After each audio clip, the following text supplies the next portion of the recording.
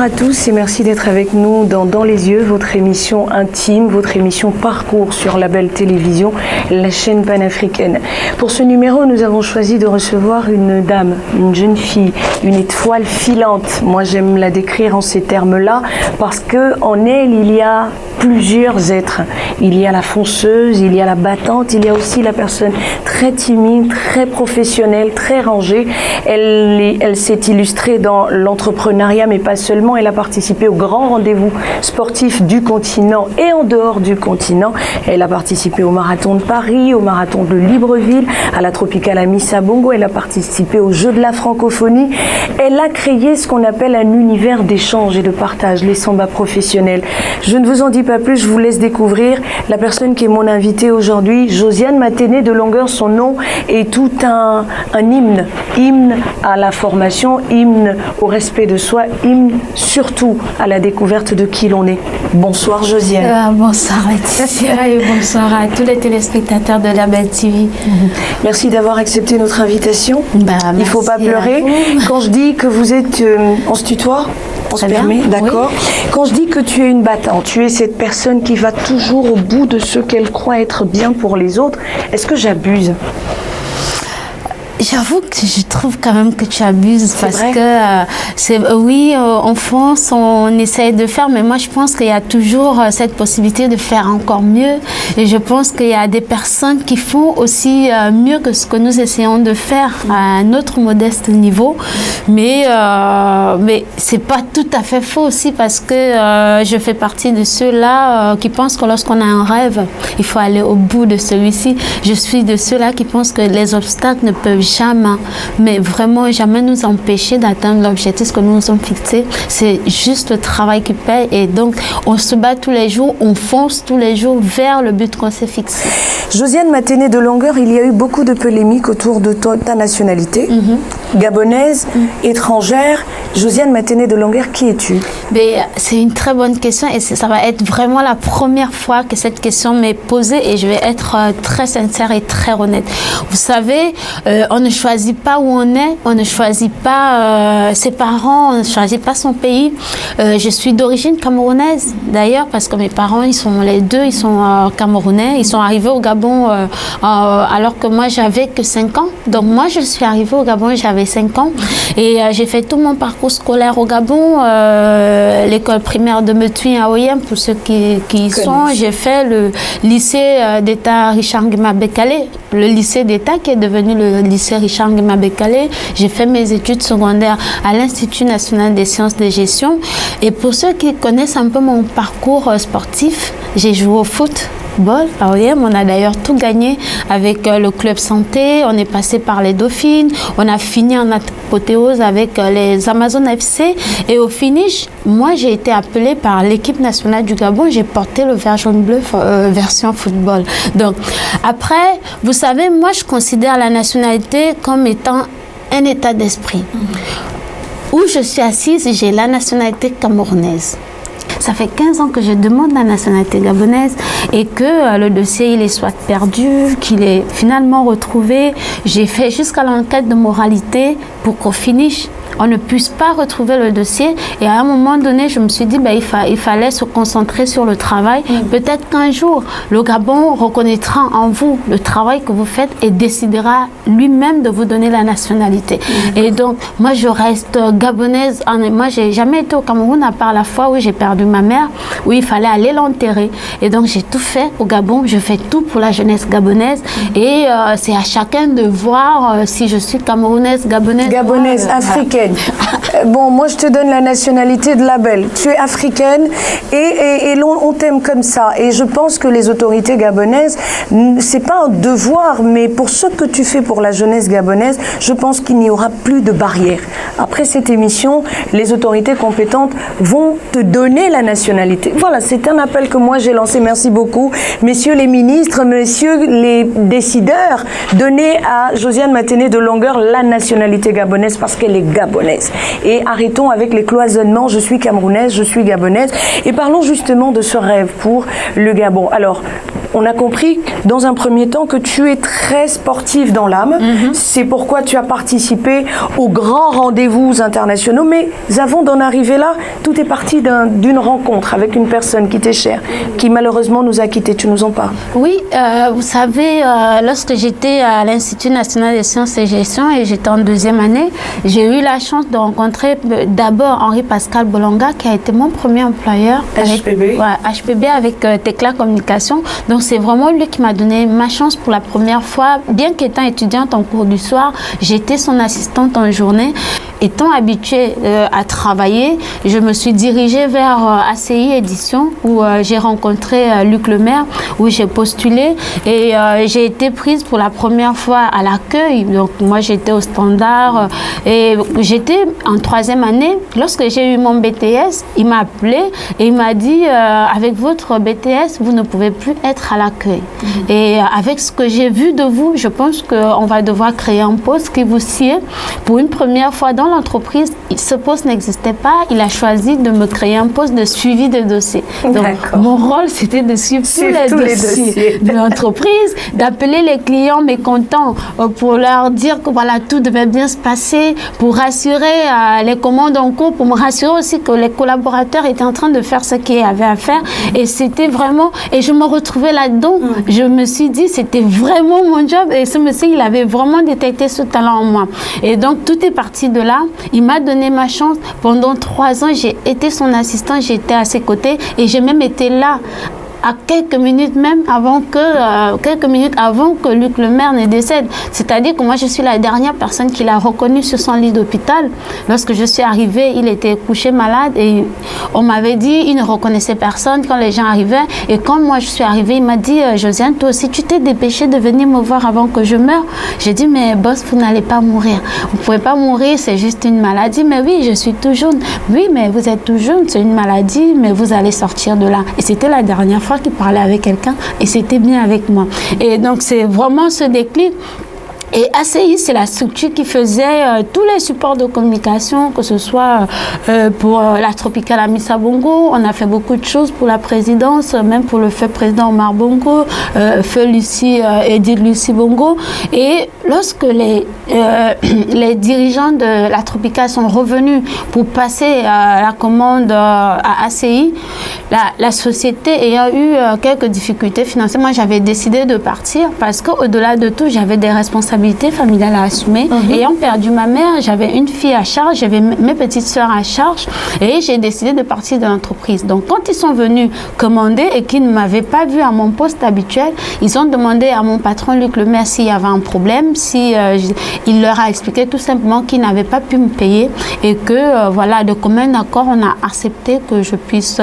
ils ont demandé si ça l'arrangeait qu'ils puissent m'employer moi à leur côté, que je puisse, parce que c'était vraiment le profil qu'ils recherchaient et c'est donc comme ça que je me retrouve avec l'équipe de la Tropicale Amissa Bongo. Mais en plus de la Tropicale, il y a eu le marathon de Libreville, le marathon de Paris où tu es bénévole, raconte-nous un peu. Aujourd'hui, ça fait 10 ans que je suis assistante de coordination sur la Tropicale Amissa Bongo et lorsque le marathon du Gabon arrive, les organisateurs du marathon du Gabon arrivent, ils sont à la recherche des profils capables dans le domaine de l'événementiel. Et donc, le premier nom qui a été cité, c'était bien mon nom, celle qui avait l'expertise de la chose.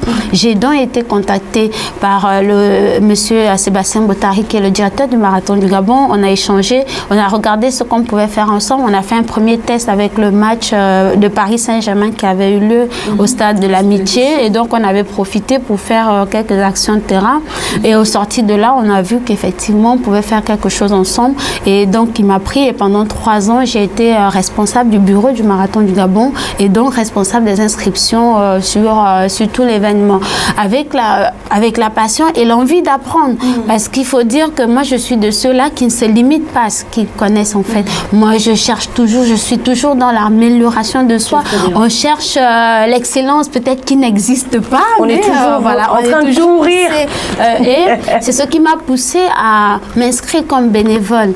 Donc, déjà, lorsque Luc Lemaire décède, donc sur les réseaux sociaux, on en parle, je pleure mon patron qui est décédé et on se retrouve tous sur son profil finalement. C'est comme ça que ses amis d'enfance niçois me repèrent et ils me font une demande d'amis, on continue d'échanger. Lorsque les Jeux de la francophonie sont transférés à Nice, ils disent, bah oui, on voit que tu as de la compétence au Gabon, est-ce que tu veux pas postuler? C'est vrai que ce sera en tant que bénévole, mais on pense que ça pourrait être très intéressant. J'ai dit oui, pourquoi pas. Donc ils m'ont envoyé le lien, je suis allée, j'ai postulé et voilà, je suis entrée dans la bagarre des visas avec le consulat. J'ai payé moi-même mon billet d'avion, je suis allée avec mes amis niçois, on a essayé de voir où je pouvais héberger pendant ce temps pour pouvoir essayer d'aider le comité français pour l'organisation de l'événement. Et donc c'est vraiment comme ça que je me retrouve parce que je me dis, il faut voir ce que les autres font de bien chez eux pour voir comment l'adapter chez soi. Je sors des Jeux de la francophonie, je tombe sur le marathon de Paris finalement aussi. Et donc ça devient une passion. D'accord, et pendant les Jeux de la francophonie, tu fais de belles rencontres?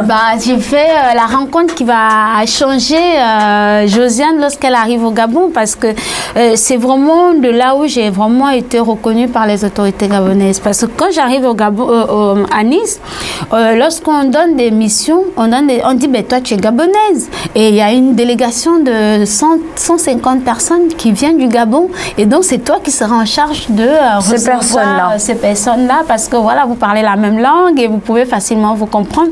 J'ai dit, ben, why not? Et je me retrouve comme ça. Et la première délégation arrive et j'ai commencé à travailler avec les précurseurs, notamment Zora. On a très bien travaillé. Et quand la délégation globale arrive, ben, je fais la rencontre d'une dame de caractère qui est Dr Nicolas Sellé. Dr Nicolas Sellé, que l'on salue au passage. Voilà, et qui est vraiment celle qui jusqu'aujourd'hui continue à me soutenir parce que pour l'appeler, j'ai pas d'heure. Une petite difficulté, à un moment, maman, ça va plus. Et là, vraiment, tout est parti de là. Elle m'a vue à Nice, on lui a dit que j'étais vraiment la seule Gabonaise qui était partie du Gabon bénévolement, qui avait payé elle-même son billet d'avion, qui s'était retrouvée là et qui pouvait. Elle a dit, c'est pas possible. Depuis qu'elle existe, depuis qu'elle est née, elle n'a jamais vu un jeune aussi motivé, juste par le goût d'apprendre, qui se retrouve là dans ces conditions, juste pour donner un peu de soi et ramener le savoir-faire au pays. Elle m'a dit, quand tu rentres au Gabon, tu viens à mon bureau. Et quand je suis rentrée au Gabon, ben, elle avait déjà fait toute la campagne. Tout le bureau connaissait Josiane Maténé, qui était à Nice, Et voilà, quand je suis rentrée, je suis repartie la voir. Et depuis ce jour-là, je peux vous dire que je continue à la voir. Mais justement, en parlant des Jeux de la francophonie, à Nice, tu as fait la rencontre du prince. Comment ça s'est passé? Ben, il faut dire que lorsqu'on est bénévole, bénévole, c'est juste c'est une fonction. C'est une fonction. Mais on est dans le comité d'organisation et depuis, donc, il n'y a plus de barrière. Et donc, le prince Albert, il arrive parce que c'est la cérémonie de clôture de l'événement et tout le monde court vers lui pour faire des photos. Mais il se rend juste compte qu'il y a une jeune dame qui est dans le coin, qui ne s'intéresse pas à faire des photos ou quoi que ce soit, qui est juste là pour faire son travail. C'est lui-même qui est venu vers moi finalement pour dire, je vois que vous êtes très impliqué dans votre travail et est-ce que ça ne vous dit pas qu'on fasse une photo? Et c'est la photo que l'on voit justement. Voilà, et donc c'est comme ça qu'on se retrouve en train de faire des photos, de papoter. Et malheureusement, vous savez, ce sont des personnes qui marchent avec toute une équipe. Voilà, donc, et quand ça a commencé à tirer un peu en longueur, ils ont dit, écoutez, le protocole. Josiane Maténé, de longueur, c'est un état d'esprit, mais c'est surtout quelqu'un qui est déterminé à former la jeunesse du Gabon. Le Gabon, dont elle n'est pas originaire, elle a décidé de faire sien ce pays. Elle se sent gabonaise et elle a décidé de construire avec la jeunesse gabonaise une part de l'édifice. Samba, samba, samba, samba, mon ami samba, ma sœur est samba, même mes voisins est samba, tous mes copains est samba, toutes mes copines est samba, samba, samba, tout le monde samba.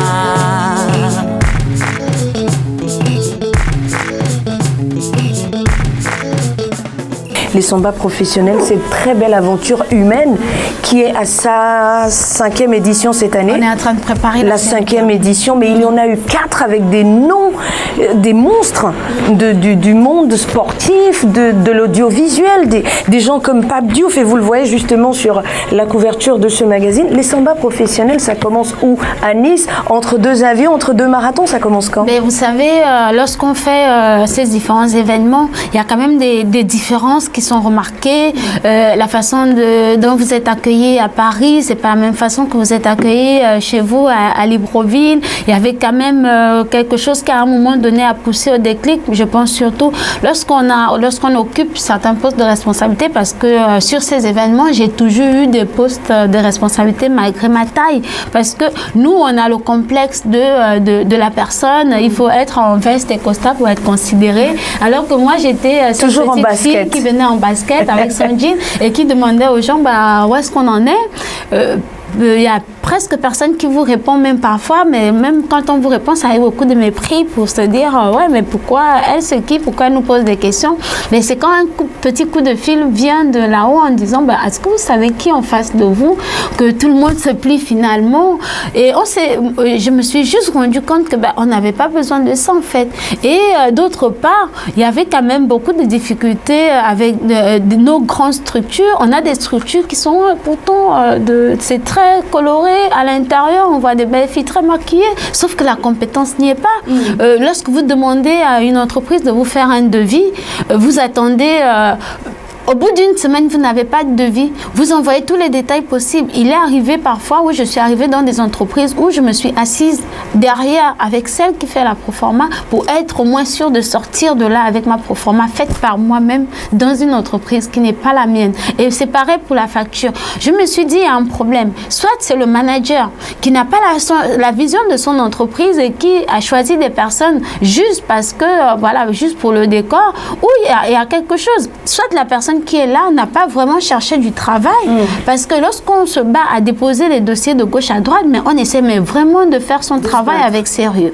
Donc tout est parti de là. L'état d'esprit de la simplicité que nous n'avons pas, parce qu'on est focus sur la personne, et d'autre part, cette compétence qui, ma foi, était un peu, malgré les grandes structures, je me suis dit, il fallait que je fasse quelque chose. C'est vrai qu'on critique, c'est vrai qu'on veut critiquer, mais c'est peut-être mieux de proposer des solutions. Et donc, les Samba, en fait, c'est une proposition.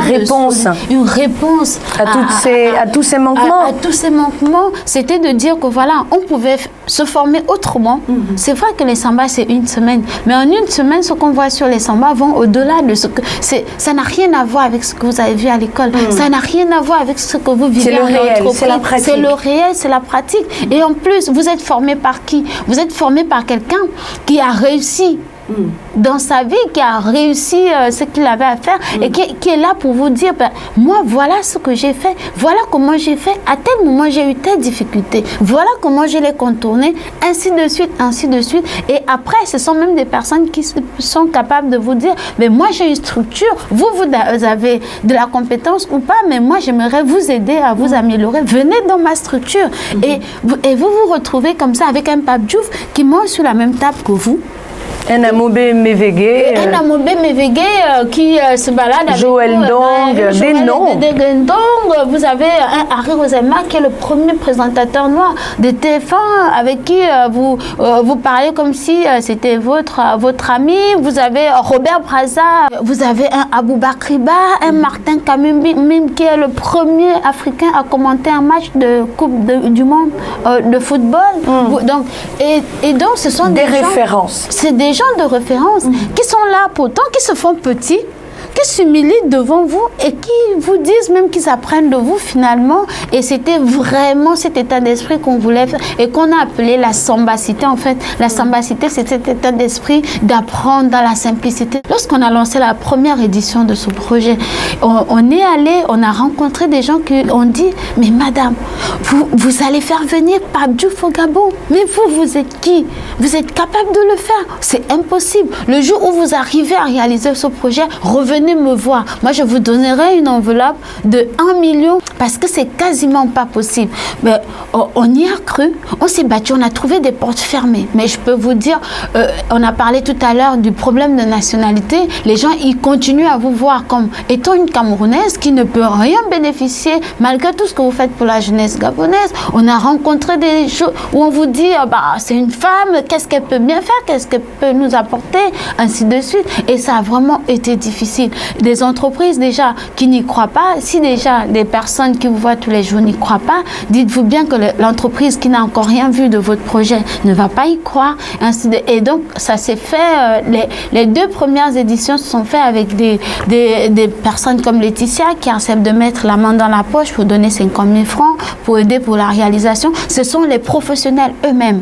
Parce que lorsque j'ai dit, la première fois je me suis retrouvée à Paris, j'étais effectivement pour les Jeux de la francophonie. Je suis allée voir Joël Ededegendon, qui est la seule gabonaise à TV5 Monde. Je lui ai dit, Joël, tu sais le savoir-faire que tu as. Moi, j'aimerais bien que tu viennes le partager avec tes frères et sœurs gabonais. Elle m'a dit, pourquoi tu dis ça? Et comment je devrais le faire? J'ai dit, oui, mais moi, je vais lancer un événement où tu pourras venir, mais c'est gratuit parce que moi, j'ai pas de quoi te payer. Tu viendras. Et elle a dit tout de suite, oui, on le fait. J'avais même pas encore écrit le projet. J'étais juste en train de le dire comme ça parce que ça brûlait en moi. Et depuis ce jour, elle m'a dit, tu n'arrêtes pas. Tu me communiques les dates. Tu te mets à écrire tout de suite. On a écrit, j'ai envoyé. Elle regardait à chaque fois. Donc, ce sont des personnes qui ont cru en ce projet et qui ont décidé de mettre même la main dans la poche. Et Amobé Mévégué, quand je me suis retrouvée à son bureau à Paris, à UBIS, je lui dis, papa, voilà ce que je veux faire pour la jeunesse africaine. Est-ce que tu m'accompagnes? Il a dit oui. Il n'a même pas cherché à comprendre c'était quoi l'objectif, c'était quoi. Il dit, par rapport à ce que tu es en train de m'expliquer, je pense que c'est quelque chose qui va tenir. Et Ubiz et Amobé Mévégué que je suis, on sera toujours là pour t'accompagner. Pape Diouf, lorsque Joël lui dit, Diouf, tu vois bien ce que les jeunes veulent faire au Gabon, ça te dit pas, machin. Il a dit, ouais, Joël, qu'est-ce qu'on peut bien te refuser? Et c'est comme ça qu'on s'est retrouvés. Donc, des professionnels eux-mêmes, non seulement qui viennent gratuitement former les jeunes pendant une semaine, en plus, ont mis l'argent, la main dans leur poche pour pouvoir financer certains aspects des Samba pour les concrétiser, pendant que nous, au Gabon, on n'y croyait pas. D'accord. Et on continue à ne pas y croire. D'accord. Mais justement, les gens se sont dit, oui, Josiane a reçu beaucoup d'argent de l'État, elle a eu beaucoup de soutien financier de l'État. Oui, vrai, faux? Qu'est-ce qui s'est réellement passé?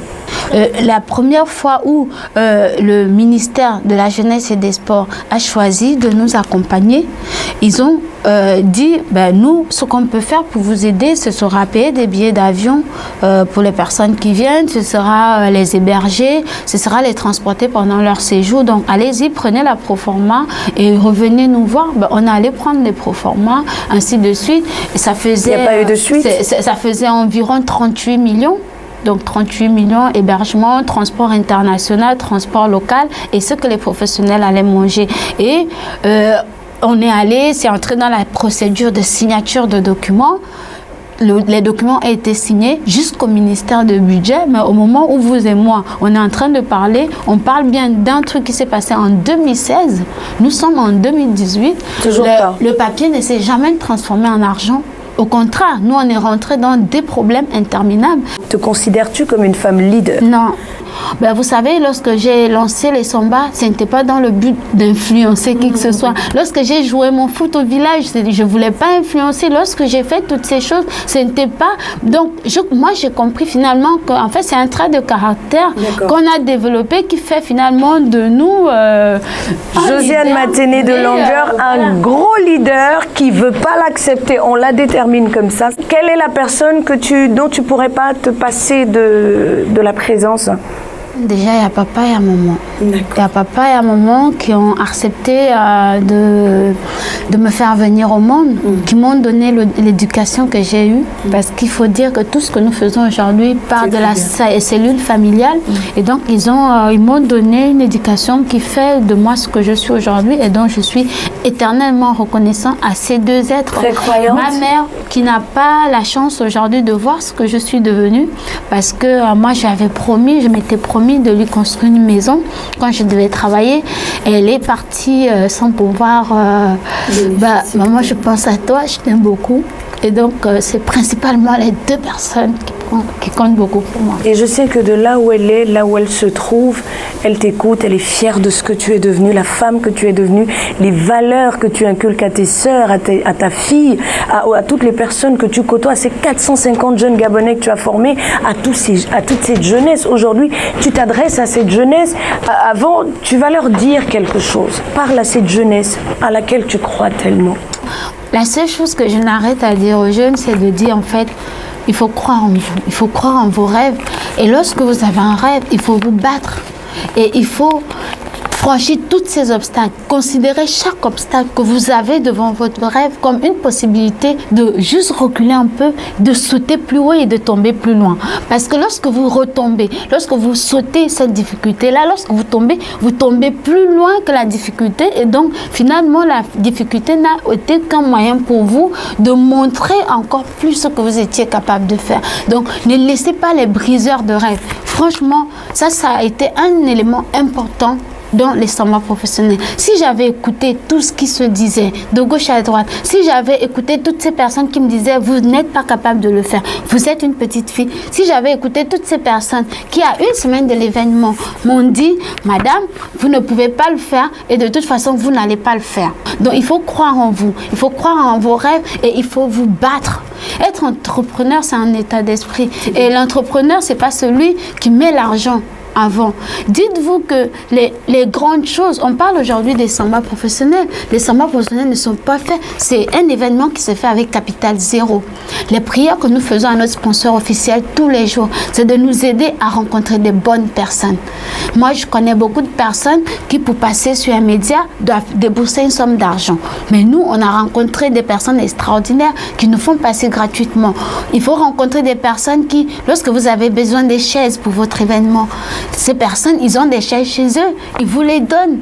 Et donc, ce n'est pas de l'argent qu'ils vous donnent, mais ils vous donnent des choses qui vous permettent de réaliser... Qui vous ont permis de réaliser votre rêve aujourd'hui et le rêve de beaucoup de jeunes Africains parce que dans les Samba professionnels, il n'y a pas que des Gabonais, il y a plusieurs nationalités et je pense que cette jeunesse vous dit merci. La jeunesse vous dit merci, merci pour ce que vous faites. Le plat préféré de Josiane Maténé de Longueuil, il y a beaucoup qui attendent ça là, avant de refermer cette émission parce que nous sommes arrivés au terme de celle-ci. Le plat préféré parce qu'on t'a souvent vu sur Facebook en train de cuisiner, on ne sait pas très bien ce que tu cuisines, mais tu vas nous dire. Mais vous savez, moi je suis une femme et j'estime que toutes les femmes se doivent d'être en cuisine, de faire des petits cordons plats. Bleus. Voilà, de faire des petits plats. C'est quoi ton plat préféré? Et après, pour vous dire vrai, franchement, mon plat préféré c'est les beignets haricots. C'est facile à faire. Est-ce que tu sais les faire? Je ne sais pas les faire. Ah. Je mange ceux des autres. Mais après... Qu'est-ce que tu cuisines le mieux alors? Moi, je cuisine tout ce qui est possible. Si vous m'amenez dans des spécialités... Feuilles de manioc. Pâte d'arachide. Moi, je cuisine, mais vraiment... Et parfois, j'arrive à cuisiner, je fais un fourre-tout. Je vois des feuilles de ceci, j'essaie de balancer avec tout. Et finalement, ça donne quelque chose de savoureux. On ne doit pas se limiter à... Pas du tout. Ton artiste préféré et ta chanson préférée, celle-là même que tu écoutes et tu te dis, quand dans les jours les plus sombres, les moments les plus incertains, tu écoutes ça et tu dis, voilà, c'est ma musique préférée. Vous savez, lorsqu'on a une vision aussi, on écoute des musiques qui inspirent ce qu'on fait. Lorsque j'ai écouté Queen Coum dans sa chanson Mouni, où elle dit, toi qui vis sur cette terre avec tous ces biens, est-ce que tu penses à ceux qui meurent et qui se crèvent de faim? Et toi, au lieu, on t'a donné la force et tu la prends pour diviser au lieu de construire. Cette chanson nous rappelle l'amour. Parce qu'en fait, c'est Dieu qui est amour. Si Dieu nous donne cet amour, c'est pour que nous puissions partager. Mais pourquoi ne pas partager cet amour autour de nous? Et c'est vraiment des chansons que j'écoute, mais vraiment en boucle parce que ça me rappelle ma mission au quotidien et ça me rappelle que j'ai pas le droit d'échouer. Voilà, le mot de la fin de Josiane Maténé de Longueur à l'instant. Elle est partie de zéro pour atteindre les sommets. On lui souhaite d'aller davantage dans ce qu'elle sait faire le mieux, c'est-à-dire aider les autres, avoir une vision pour l'Afrique, pour la jeunesse africaine. C'est en tout cas ce qu'elle porte au quotidien. Elle, c'est Maténé de Longueur. Merci de nous avoir suivis. Restez sur La Belle Télévision, la chaîne panafricaine.